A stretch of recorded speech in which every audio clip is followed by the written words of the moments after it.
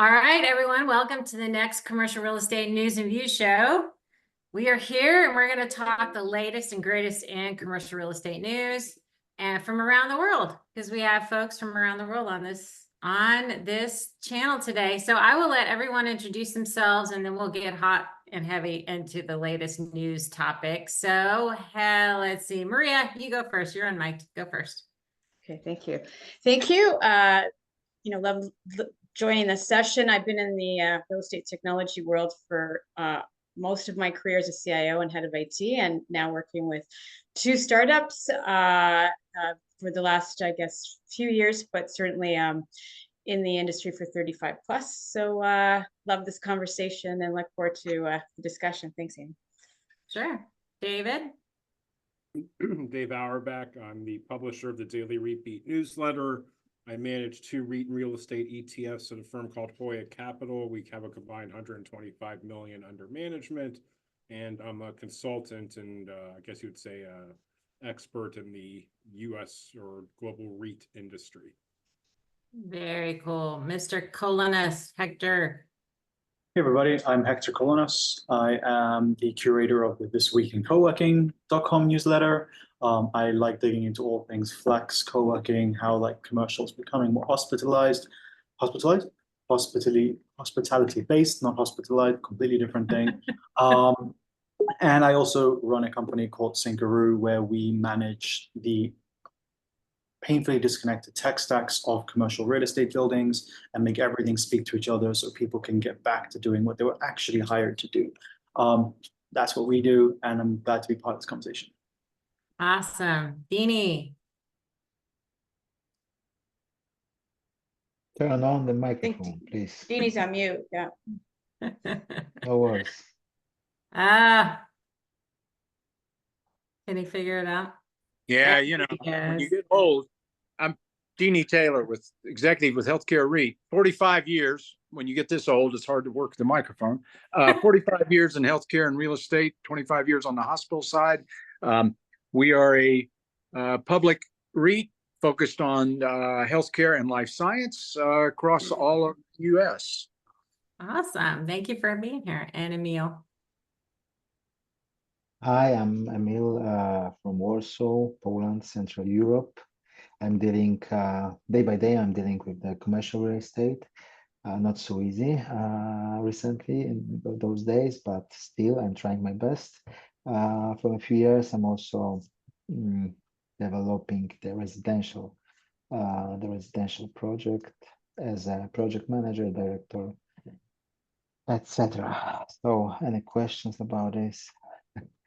Welcome to Feel free to ask. Yeah, thank you. Welcome to the show. All right. And sorry for the absence last week. My daughter was sick. It happens. All good. All right, we're gonna Deanie, this one's for you. So we're gonna get hot and heavy into it. So apparently, well, I don't know. There is New York City has a $1 billion lab bet. And so there was an article out in BizNow a couple weeks ago about the review process has begun for New York City's $1.6 billion push to create a hub of life sciences real estate on the east side of Manhattan. There's a planned 2 million square foot lab education innovation center in the Science Park and Research campus of Kips Bay. So have you heard about it, Deanie? Yeah. Here's the thing about that and all new development with life science. The real challenge is, where are the tenants really going to come from? And with the vacancy that's already existing, matter of fact, I was in a building not too long ago in New York that was a very large life science building for meetings, and there was no tenants in that building. Wow. Beautiful building. So I think it really comes down to, I think eventually we'll get there, but we're years away from the demand that we saw the past 5 to 7 years. And that's going to be the challenge with that project, unless there's really somebody that is coming forward that we don't know yet. Interesting. So is it because COVID just was this anomaly in the life sciences world, and therefore all these people were chasing this, the shiny object and thought they could start life sciences companies, or what? Well, no, that may have been some of it, but you've had the venture capital's got to come back, support what we're talking about, and that is just now starting to show some signs of activity. But that's a long process, and so we've got to see that come back to support the type of startups and innovation that needs to happen to fill these buildings. And the other is you do have the issue of just where are the people going to come from that are going to fill these buildings from where we've been in the past. That's the other challenge is where are the people going to come from? And New York would like to be a hub. And I hope one day they are, but we will see. Where the hubs are, what? San Diego, Boston. What is this in like a South San Francisco? In South San Francisco. I mean, that's the 3 hubs. Oh, okay. All right. Yeah. So California's got 2, and Massachusetts has 1, and New York is, got FOMO. Something I saw, Deanie, was build it and they will come. Is it going to create the hype? Maybe build it and they will come, and maybe in a couple of years, because it's a couple of year project, isn't it, Amy? It is. Yes. So is it the hype that everybody's hoping for? Let's hope. But we've got a lot of challenges in the U.S. coming, so it's all uncertain. For sure. True. For sure. I feel you. Crazy town. All right. I can't imagine. So I don't know where that ends up, but it's definitely an interesting topic. So we have this one is and I didn't really anticipate this, but there was 2 articles out, and we can talk about this, but and Deanie, this is not a knock at you, but there is this article that was out in Deloitte talking about the U.S. real estate industry workforce is facing a retirement cliff. And not only there's about, I would say, it says a large number of the real estate professionals, including many leaders, are on the precipice of retiring. In 10 years, nearly 40% of the total U.S. real estate industry, or just over 1 million people at all levels, will reach the age of retirement, compared to 23% across all industries, including other financial services sectors like banking and insurance, which banking's at 23% and insurance is at 24%. So we knew the changing of the guard. I mean, we've been talking about the changing of the guard happening in real estate. That also talks about one other related subject is this unanticipated cog or the wrench in the wheel, the cogs of the gears is appraisers. There are not enough appraisers, and the appraisers are retiring. Like we can't get appraisals done because the average age of an appraiser today is older than me, and I'm old. So I'm just curious, has anybody got any thoughts on this whole, how the real estate industry is going to face this challenge next?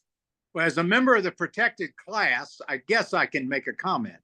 And that, I think the challenge is going to be, and I agree with those numbers, that the professionals we're talking about retiring are professionals that have seen several cycles in real estate. Exactly. And that's what we're going to miss. Mm-hmm. Every day I talk to people that really don't know what this is like from years past. Right. They may have read about it, but they haven't experienced it. And I think that's going to be a challenge. It's going to really be a challenge for what we're going through now, and likely may go through in the next 5 years in real estate. And especially when you look at commercial office and the challenges that's going to have, there are people in the industry that have never seen anything like that, that are up and coming. Very smart people, but they haven't been through the cycles to know how this works. So I have to agree with it. I hope it's not that quick for me, but who knows when I'll retire. But there's an opportunity, I think, for consultants, though, or knowledge transfer. I think there's I know it's a challenge, because in Canada, there was a recent statistic that said that, you know, the deal makers in real estate are 55 plus. So what happens to the deals, right? And it's about relationships though, because I think there's all these long-standing relationships. Largely, that's what's driven a lot of what we do globally too. So I think there's an opportunity for those that are kind of exiting or starting to exit to mentor the, you know, the group that's coming up to forge those relationships. Maybe consultancies, who Yeah. knows, right? That can help this next generation kind of move the industry forward. And a lot of the automation, I think, will change the relationship side, right? I think a lot of, you know, AI could help, don't you think? I don't know. Anyway, I'm sure everybody else has an opinion on that, but I do think it's going to disrupt the industry just because of that statistic as well. I think, Marie, you hit it right on the head with the last, I mean, definitely what you said before, but the last point, this idea of consulting the next generation is definitely going to shift from I'm training the next group of people to I am going to give my knowledge in some licensable way to a technology that can then be used to automate the tasks and avoid those Exactly. cycle questions for the next generation, right? If I look at kind of how kids today, like the way they use technology is not the same way we use technology when we Right. kind of were born into it and we had a Nokia 3310, right? And like that Yeah. was how it was. So there is going to be this shift where hopefully people like folks in this room will figure out a way to give that knowledge in a licensable way to a model that can then be used not to train them, but to avoid having to train them. And that's going to be where that shift comes in, right? That's going to be where the next generation won't have to have that generational knowledge because they will be the grandfather AI or the grandmother AI sitting in the corner that can help them make those decisions based on historical data and historical experience. It sounds very dystopian, but we also don't wait for that sound to connect to the internet anymore. So things are definitely going to change. It just depends on who is going to make money. You brought up the modem sound. I remember that. Oh my gosh. Oh my Lord. Take me back to That the was a modem sign of a sound. good day or a bad day, right? I remember that. But I do think it's an opportunity though, Hector. I honestly believe maybe there's a, you know, a prop tech disruption piece or something that helps to get the knowledge that's so valuable. I do think the deal makers still are, you know, very significant figures in the industry driving very significant deals and the vision behind it. How do we capture that? So I think you hit on a really great point. Yeah, for Happy to sure. work on it if anyone wants to reach out. David, I think so. I think we could call it the reimagine session there, Amy. Yeah, no, I know, right? I know. So is there any talk about this in the REIT industry, David, or they're all just like, we're good. We're fine. I mean, I'm not really hearing much about it. It's, you know, maybe for the healthcare guys, thinking about the need for properties, you know, as Deanie knows, thinking about where's that puck going 10, 20 years. I'm out there consistently telling, let's say, the younger generation that the product, when you think about senior housing that exists today, for those retirees is going to look completely different than the product of, let's say, tomorrow, especially since a lot of the inventory doesn't have the fixtures and features that we've grown accustomed to every single day of our lives, that there's a big opportunity to upgrade what this sector looks like in terms of evolution of the campus, the properties, the service offerings. You know, a great example is looking at the villages in Florida and all the development that has come around the villages for people that aren't ready to move to the villages, but they want to get closer to it. And all the surrounding areas around that have, you know, office buildings, retail, resi, the whole 9 yards. And so I think it's the battle with all these REITs is trying to operate with, let's say, 1 year lens, 5 year lens, 10-year lens, 50-year lens. And how do you position today for what's coming 25 to 50 years down? Yeah, true. I mean, that's a long horizon, right? And the life expectancies of folks gets longer and longer. So wherever they get to wherever they're going, they're going to hunker and stay there for a while, which is a good thing. Well, right? but what resources are they putting in place again for today that they're going to need 20 years from today? You know, Right. not to humble brag, but I did launch a REIT jobs website in the past couple of weeks, You kind of did. for this same thinking of like what resources are going to be in place 20 years from today to help that graduate coming out of business school to get their foot in the door to work in the REIT industry. And so I launched allthereitjobs.com to basically scrape all the REIT job websites that are out there, including the 180 plus company website career pages, and start building awareness, at the university and grad school level that this resource exists, not from today's perspective, but from 10 to 20 years from today, and how it hopefully be a tool in their arsenal to help these future real estate leaders get their foot in the door. That's awesome. That's awesome. We'll talk, we'll chat after this because we launched our job board too. So it's really cool. So yeah. No competition. You can't compete Yeah, against it's it. a prop tech, man. I'm not doing I'm read jobs. joking. I'm Prop joking. tech. Joking. Prop tech. It's all about collaboration and partnership anyway, Exactly. right? Exactly. No, that's super good. Until she I feel- monetizes at my expense and I'm leaving money at the table and she thinks but that's a different conversation. That is a different conversation. Well, before we get off this topic, Emil, are you seeing anything similar in Europe to this? Yeah, I just would like to add what will be kind of confirmation what Maria said.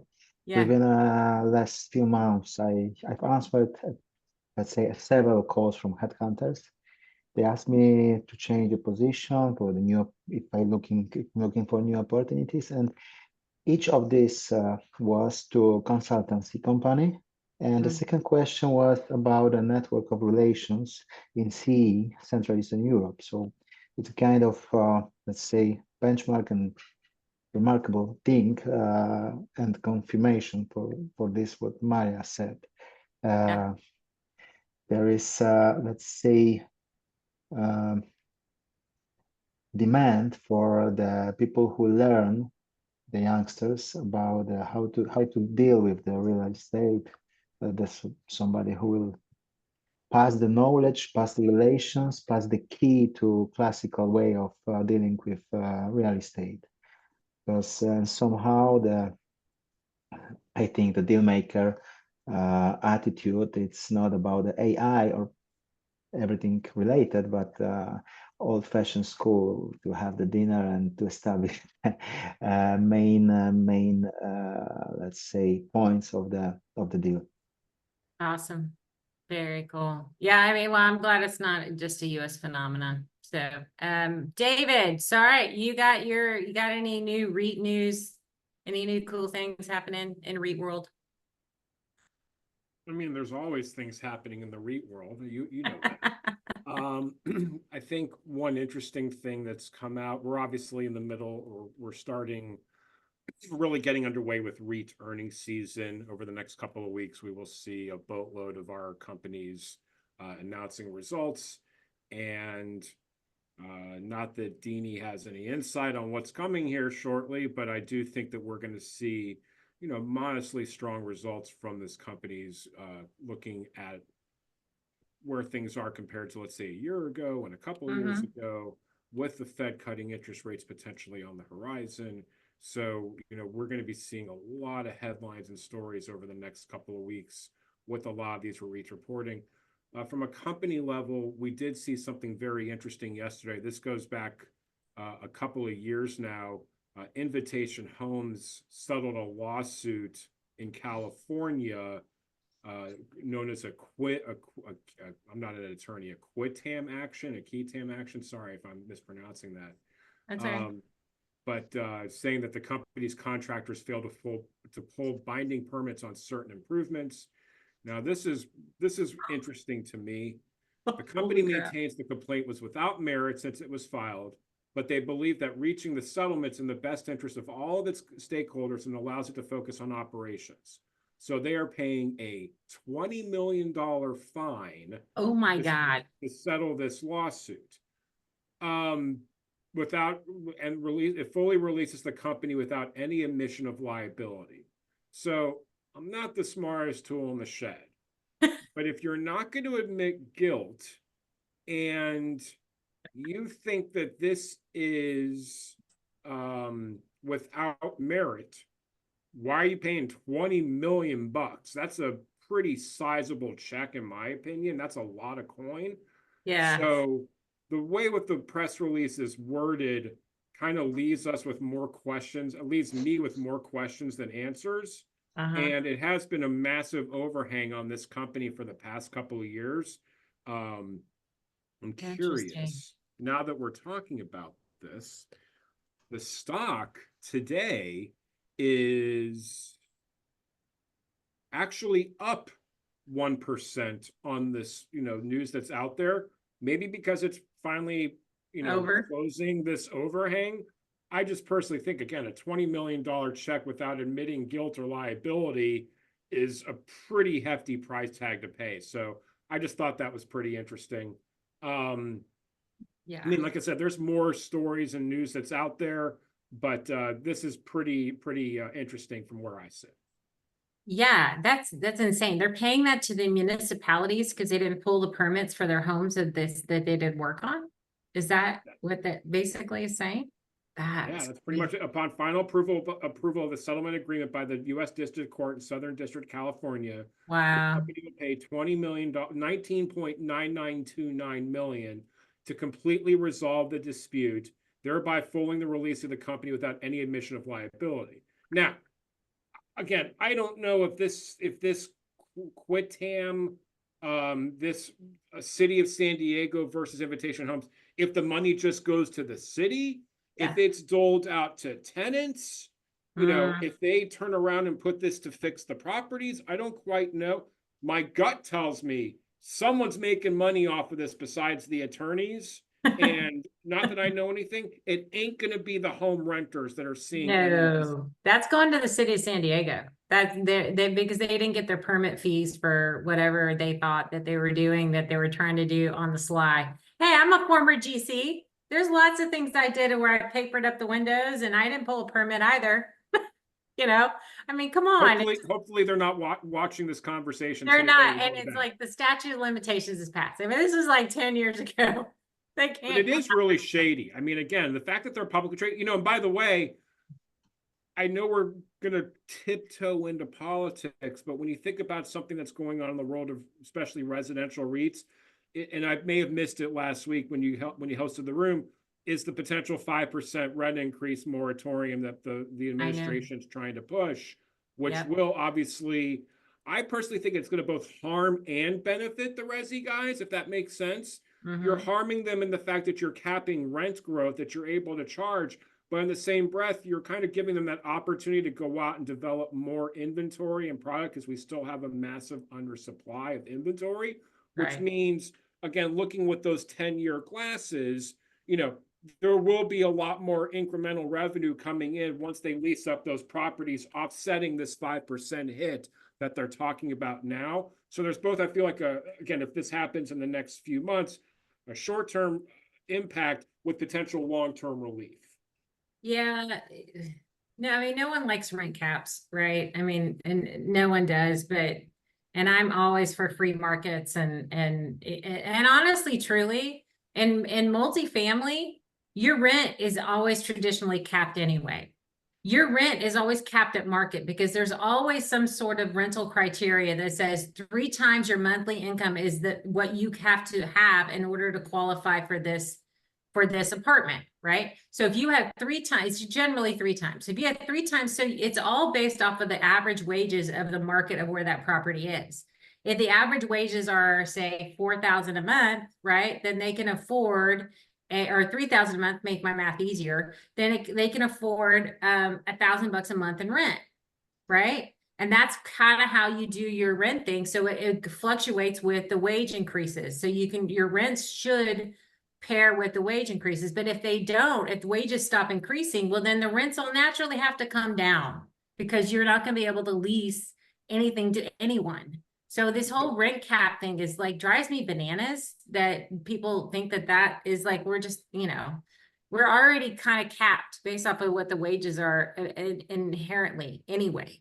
Some people will reduce that so they can lease stuff. They'll take it down to 2.5, and sometimes people take it down to 2 because they got to lease apartments because the wages aren't keeping up with what the rents need to be. The So, biggest problem from where I sit though is, again, especially since we manage a housing ETF, Homes, HOMZ is our ticker of our housing ETF, as well as launching the first residential REIT ETF, pure play residential REIT ETF in a previous life that I did, with close to 20 publicly traded REITs that focus on the world of residential. And if you include the senior housing guys into that mix as well, you know, the transparency and the optics kind of hurt us on the world of publicly traded stocks, because rental growth hopefully translates into profit growth translates into dividend growth. And now you're kind of handcuffing how much these public guys can grow their earnings, because you're capping the rent increase that they're able to push through. So again, if I'm sitting on the other side of the table as a potential investor, you're saying to yourself, why should I buy these residential REITs when I know that their earnings potential is being capped by the administration? exactly.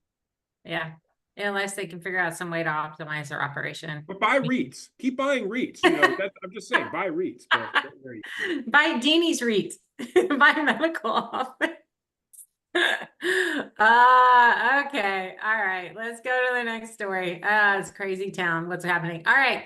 So Deloitte, who they're always fun, put out a thing about, wait, I lied, not Deloitte, Harvard Review. They're even funner. All right, so there it talks about this looming, which we've always been talking about, and I like to not focus on bad news all the time, but it's real estate and we're in those things. So their US banks face a reckoning. Over the next 2 years, more than $1 trillion in commercial real estate loans will come due, according to the Conference Board calculations using MSCI real assets data. Institutions with the most concentrated exposures, insufficient capital cushions, and limited lifelines from larger institutions or regulators face significant losses. The damage could metasize into a full-blown financial crisis if scores or even hundreds of small to mid-sized commercial banks fail simultaneously. A worst-case scenario might include a contagion to other economies and banking deserts across the U.S. Well, that was, doomy. I'll explain it. Anyone want to talk about that one? I mean, Hi, Maria's 2 like, years we're in ago, Canada, we're fine. Hi, 2 Yeah, I years was ago, just gonna Paul, say, can we just rehash this we again? don't go that deep. Yeah, we're conservative, yeah. Yeah, go David. I was going to say, hi, 2 years ago called. Can we just rehash the same headlines all over again? I know, Yeah. I know. They keep It's saying fear, it. it's fear It's mongering, yeah. fear. It is kind of fear mongering. I mean, but the looming crisis, everybody knew, because there's a bunch of people that got into real estate in 21, right? That was the height of the real estate industry. A bunch of people were buying it. I think when, what was that bank? Is it Silicon Valley Bank? What was the one that failed that everybody freaked out It about? was Silicon, yeah, Silicon. I mean, I remember that. Yeah. And I mean, I think that's more, I'm not worried about the loans kind of sitting out there. I think banks are going to figure out how to manage their balance sheets, right? But I think that, I mean, I'm in deals now where I'm an LP and I see the struggles that our deals are having, right? We're still in a variable rate debt that we were trying to somehow get out of into like an agency debt. It's a multifamily property, but it sucks right now. I mean, it's not the greatest. And so we're, and it's 227 units in Houston. And so we're talking through like, okay, how do we do this? And how do we do that? And how we manage because our dwindling cash flow because of inflation and all these other things. I think everybody else is feeling the same thing. I don't think that we're, just an anomaly, but I can't imagine the mid and small size banks though. That would be kind of an interesting thing if they can't, if they go under, because a lot of these smaller syndicators, and it's not institutions, but smaller syndicators were reliant on them to get that financing, right? I don't know. It's an interesting thing. Throwing that one out there. But, we'll see. Are we fear mongering? Maybe. It's Harvard. They had to come up with some sensational headline. I love that. Talk to me when Goldman Sachs and JP Morgan start having issues. Okay, I will. Yeah, It wasn't really real until Lehman Brothers went under, right? I mean, that was like when things happened in 08, Bear right? Stearns, all that stuff. That's doom and gloom. And again, Mhm. I'm not trying to beat the REIT horn. Obviously I am, but I'm not. But and Deanie will tell you this, I know a lot of these REITs, and you ask them, is there a wall of debt that's coming due for your company? Are you guys in trouble? Is the industry in trouble with this wall of debt? And Mhm. pretty much every company says, you got to peel back the layers of the onion and really go inside and take a look, through the supplemental packages that these guys issue, and they disclose and show you their debt tables. And why I Mm. mention this is that pretty much by and large, all the REITs have fixed rate debt, not variable rate debt, and they're laddered out so many years that there is no wall of debt that's coming due for the world of REITs. But Mhm. because REITs are lumped in with commercial real estate, again, Yes. this doom and gloom headline carries over to the sector where these guys are like, that's over there. That's not happening over here with us. So Ah, I feel it's misleading what's going on out there. Same with the bank situation. Again, not that I'm an expert on what's going on at the bank to bank level, but I feel like one bank translates into all the banks. Because Silicon Valley right. went under, that means every single mid-sized bank is going to go under, and that's BS. That's not happening. Yeah. Yeah, but I'd like to believe that, like, with all of these past experiences, or, and it's been said that underwriting has changed. I mean, risk is, different. The risk profiles that they're looking for are different, I would assume. So I think when they lump it all together, how much of it is fact? I'm gonna get deep. I don't know. Yeah, no, for sure. All right, next news story is, have y'all heard about what's happening in Chicago around the United Center? They are planning on building a 55-acre West Side campus that's going to include a performing arts center, and it's going to include all these other different things around the United Center, which leads me to the topic of how it impacts just local economies in different ways. And some of the retail and especially on the retail side gets super, super involved, but sports has a way to generate, obviously we know this, sports has a way to generate certain economies, but it's probably more than people think. Because this campus is going to include office space, it's going to include medical space, it's like getting entrenched in all the different asset classes, which I find super unique and interesting that they're going there. Usually it was just retail, right? Or the restaurants or whatever it might be.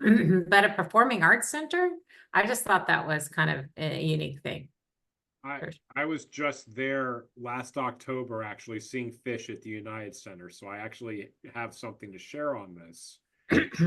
There is nothing around the arena.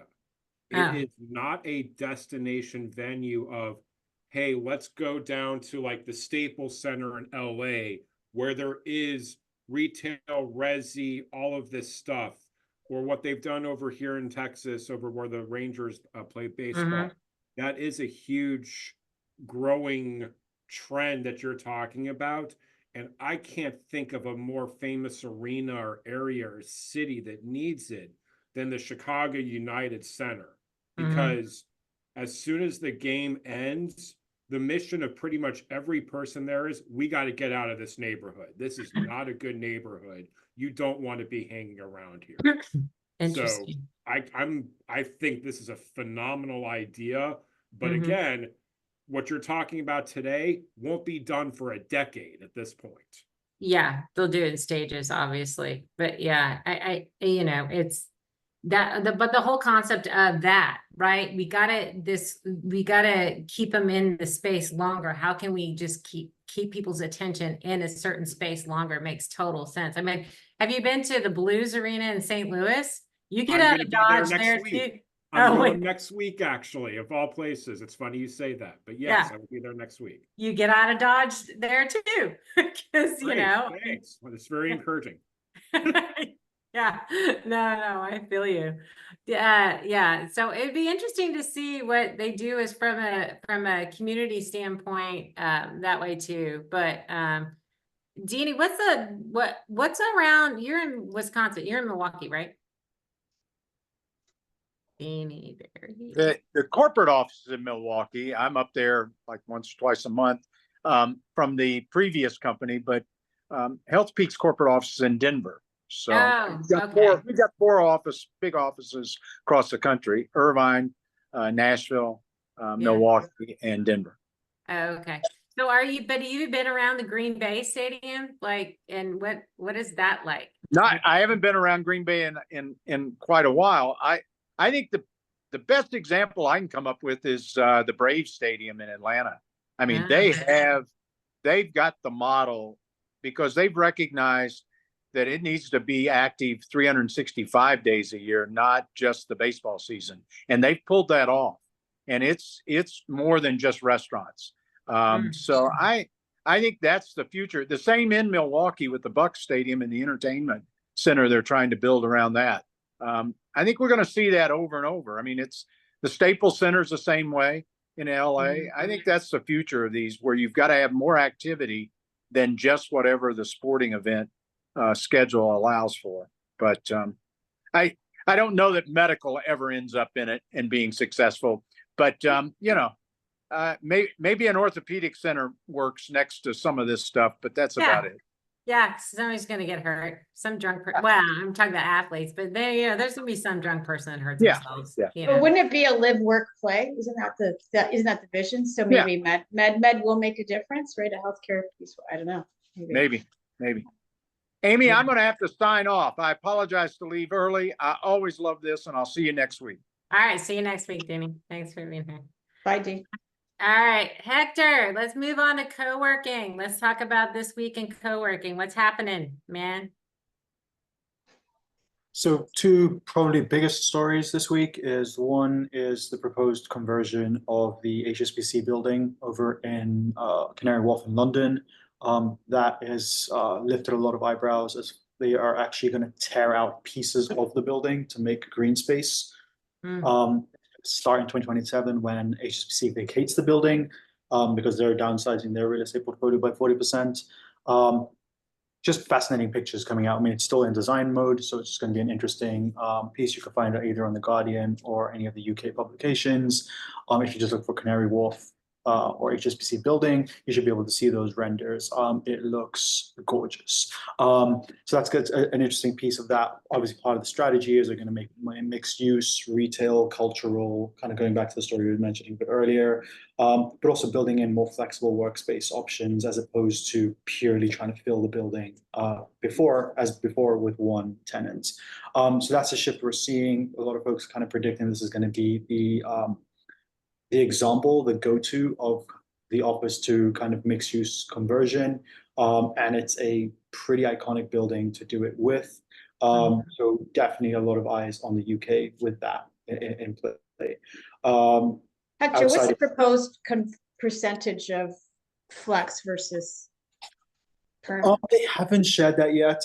They've just released the renders of the fact that it's going to be, like, I think the main thing everyone's taken away from, especially journalists who aren't me, who ask the questions about how pretty things look as opposed to how it's actually going to go into the thing. I'm definitely not a journalist. I'm more a tech guy, but I definitely like to dig into the numbers. But I have a feeling they're going to follow the playbook of Tishman Speyer here in New York, really who've shifted that whole Rockefeller project and portfolio into a pretty much 80% flexible product. It's an 80%, so it's 80-20. Yeah. Yeah, I mean, that's why I would predict, I mean, definitely don't make any bets on that.